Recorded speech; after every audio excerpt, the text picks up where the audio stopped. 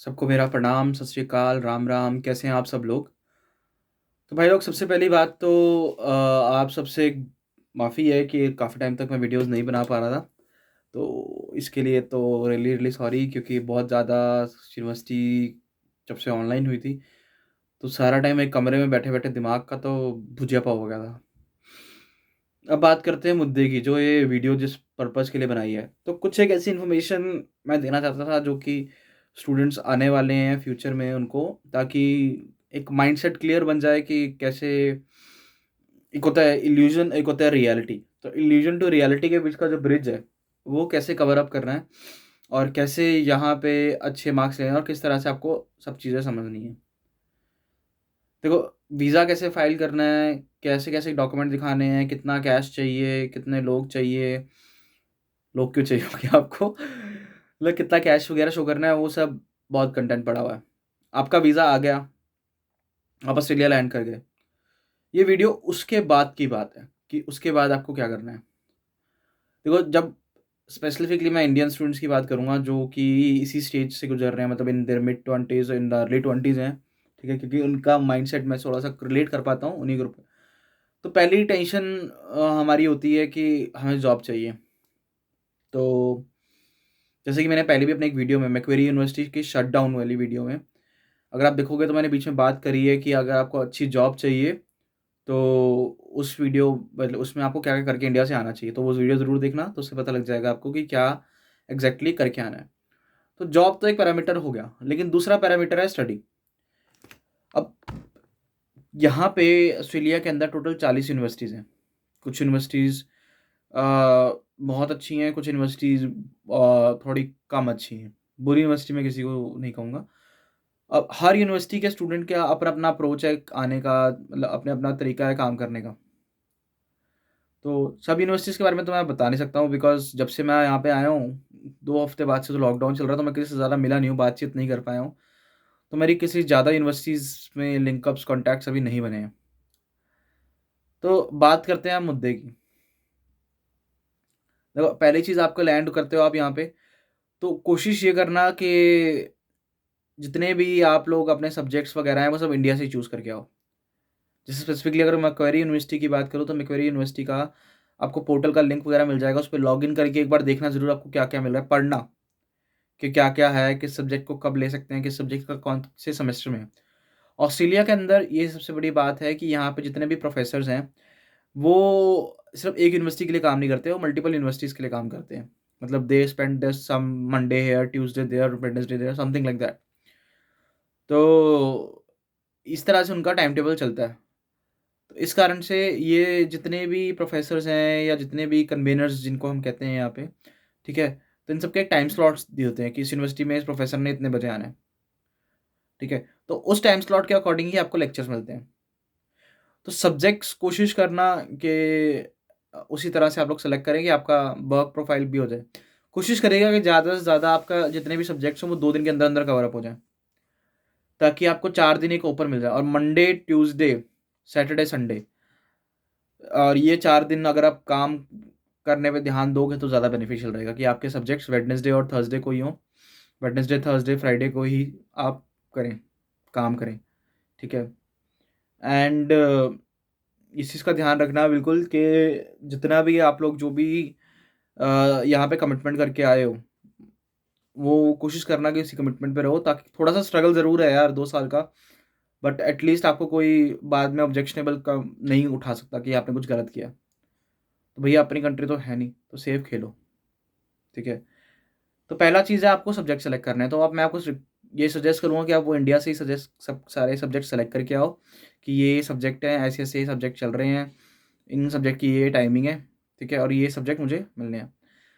दूसरी चीज़ है, पहले हफ्ते के अंदर ही, तब यूनिवर्सिटीज़ में वेलाबंदी बहुत चल रही होती है। आप लोग ये पता कर लो कि कौन-कौन सी किताब किस-किस सब्जेक्ट की है, कौन-कौन सा कन्वेनर है। कन्वेनर से एक बार बात मेल पे या किसी भी तरह से बात कर लो कि ये सब्जेक्ट इस बुक के लिए कौन-सी है।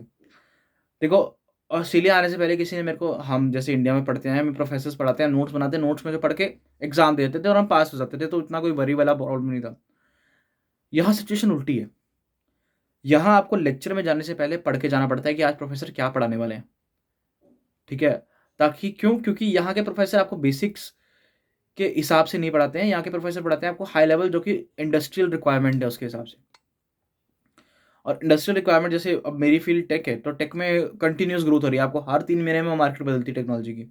हर 3 महीने में कोई ना कोई नया लाइब्रेरी या नई कोई पैटर्न या नया कोई लैंग्वेज टपक रही है मार्केट में आज की डेट में। तो एवर चेंजिंग फ़ील्ड के अंदर अगर आप काम करने वाले हो, तो आपको अपनी तरफ से बहुत एफर्ट मारने पड़ेंगे।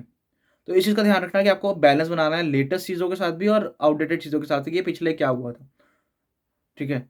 दूसरी चीज़, जितने भी पोर्टल्स हैं, जो भी आप काम कर रहे हैं, जैसे सपोज़ आप में से कोई अगर आईटी में पढ़ने आ रहा है, तो आईटी से रिलेटेड जितने भी इनकी सारी वेबसाइट्स हैं, जो लैंग्वेजेज़ आप सीखते हो, सपोज़ पाइथन अगर आप सीखते हो, तो पाइथन डॉट ओआरजी पे जाके उसके बारे में पढ़ लो, थोड़ा बहुत जान लो और उसकी एक बार अच्छे से प्रैक्टिस करके आओ, क्योंकि आपको यहाँ पे टाइम नहीं मिलेगा, टू बी वेरी ऑनेस्ट। जो लोग इंडिया जाके शेखी मारते हैं, हम 40 घंटे काम करते हैं, 50 घंटे काम करते हैं, तो भैया अगर आपके पास लिमिटेड आवर्स हैं और अगर आप 50-60 घंटे काम करने में लगा रहे हो, 70 घंटे काम करने में लगा रहे हो, तो अगर आप ये 2 साल अच्छा पैसा कमा लोगे। बट 2 साल के बाद आपको कुछ नहीं आता होगा और ऑस्ट्रेलिया में आपकी डिग्री की वैल्यू ज़ीरो है। यहाँ पे इंसान को ये देखा जाता है इसको काम कितना आता है, कैसे करता है काम, ठीक है? काम फ़ास्ट करोगे, ज़्यादा काम करोगे, तो कोई भी आपको एम्प्लॉयर यहाँ रख सकता है। बट अगर काम स्लो करोगे और आता कुछ होता नहीं होगा, आपको एक प्रॉब्लम को लेके घंटों बैठे रहोगे, नोबडी विल हायर यू, पहली चीज़। अब सब्जेक्ट चूज़ करने की 2 अप्रोचेज़ हैं। एक मेरी अपनी बात करूँगा, एक मेरे फ्रेंड की।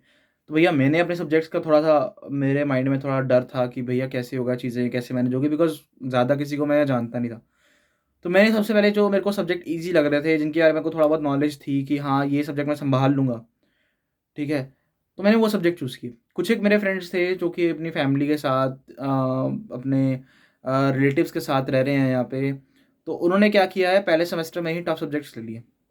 अब लॉन्ग रन पे देखा जाए तो सेकंड थर्ड सेमेस्टर में मुझे थोड़ी-सी प्रॉब्लम ज़रूर आ सकती है, क्योंकि मेरे को तब जॉब और या जो भी हम उबर ईट्स या कोई भी काम अगर हम करते हैं, उसके साथ मुझे अपने सब्जेक्ट को बैलेंस करना पड़ेगा। और उन्होंने फर्स्ट सेमेस्टर में क्लियर आउट कर लिया, ताकि जो अगला सेमेस्टर है वो ईज़ी सब्जेक्ट लेके अपना जॉब पे ज़्यादा ध्यान दे सकें। तो दोनों अप्रोचेज़ हैं, जिस तरह का आपको सिनेरियो लगे, आप उस तरह से सब्जेक्ट को चूज़ करें। अब तीसरी सबसे इम्पोर्टेंट बात, बॉस, डोंट थिंक कि यहाँ पे आप लास्ट मोमेंट में पढ़ के पास हो जाओगे। Never think. यहाँ पे कंटिन्यूअसली आपके टेस्ट होते हैं, हर हफ्ते कुछ ना कुछ असाइनमेंट है और उस असाइनमेंट की बहुत अच्छी वेटेज है। हर प्रोफेसर अपने अपने असाइनमेंट को इतना डीप में जानता होता है कि आप हैरान हो जाओगे कि ये क्या पूछ लिया। 10 मिनट तक तो क्वेश्चन कभी कभी समझ नहीं आते कि पूछ क्या लिया।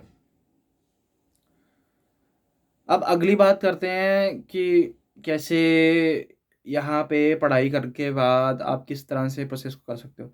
देखो, यहाँ पे 3 तरह की चीज़ें हैं। जैसे इंडिया में हम बात करते हैं मेरिट और उन सब की, तो यहाँ पे भी हाई डिस्टिंक्शन है।